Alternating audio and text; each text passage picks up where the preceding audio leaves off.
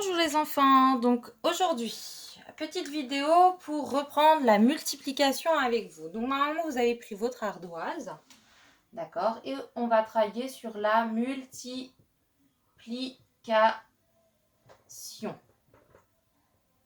Bon, on va commencer par des choses très simples, d'accord. Donc sur votre ardoise, vous allez me dessiner 6 fois 3 jetons. 6 fois 3 jetons. Allez, on y va. Vite, vite, vite, parce qu'après, je fais tout de suite, je vous montre, et puis après, on avance. 6 fois 3 jetons. Donc, j'ai 6 fois 3 jetons. J'ai 3 jetons, 3 jetons, 3 jetons, 3 jetons, 3 jetons, 3 jetons, 6 fois. Donc, normalement, sur l'ardoise, on a quelque chose qui ressemble à ça. Ça, on l'a déjà fait. On a 3 jetons une fois, 3 jetons, 3 jetons, 3 jetons, 3 jetons et 3 jetons. Et donc, on a une fois, 2 fois, 3 fois, 4 fois, 5 fois, 6 fois 3 jetons. 6 fois 3 jetons. Je vous laisse 2 minutes pour compter combien ça fait le résultat. En tout. Combien on a de jetons en tout?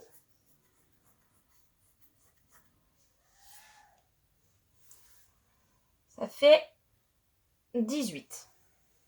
Ça va pour tout le monde? 1, 2, 3, 4, 5, 6, 7, 8, 9, 10, 11, 12, 13, 14, 15, 16, 17, 18. D'accord? Voilà. Alors, on met dans un coin de sa tête, on n'efface pas le 6 x 3, 18. Le 18, on ne l'efface pas, on le laisse d'un coin de son ardoise. Par contre, on efface le dessin. Et cette fois-ci, vous allez dessiner 3 fois 6 jetons. 3 fois 6 jetons. Donc 6 jetons, 6 jetons, 6 jetons. 3 fois 6 jetons. Je vous laisse 2 minutes pour le faire. Enfin, quelques secondes pour le faire. 3 fois 6 jetons. Donc j'ai 3 groupes de 6.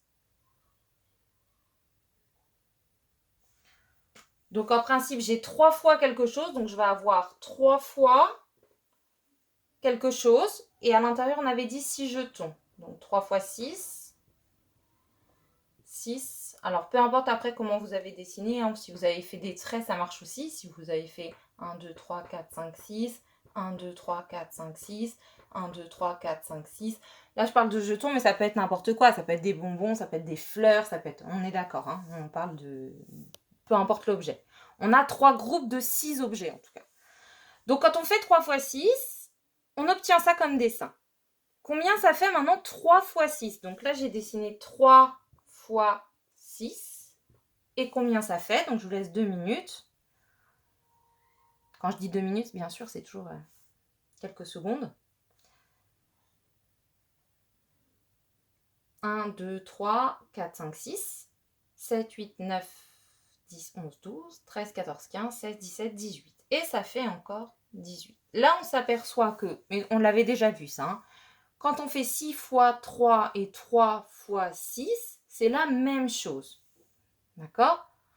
On avait vu d'ailleurs dans un cas, c'était toujours plus simple que dans l'autre. Toujours un calcul qui est plus simple que l'autre. On le verra après pour savoir ce qui est le plus simple. Là, avec des nombres comme ça, c'est un peu difficile de le voir. Ça, c'est la première chose que vous aurez à faire dans votre fichier de maths pour l'exercice 1. Vous aurez des choses comme ça qu'on vous demande. Et vous allez vous rendre compte que quand vous faites 4 fois 2 ou que vous faites 2 fois 4, vous obtenez le même résultat. D'accord? Si on a 4 fois 2, 2, 2, 2 et 2, on obtient la même chose que quand on a 2 fois 4. 4 et 4. C'est la même chose. D'accord? Ça, c'est ce qu'on appelle la commutativité. C'est dur à dire. Commutativité de la multiplication. C'est-à-dire que quand on échange, ça fait la même chose. Ça fait le même résultat.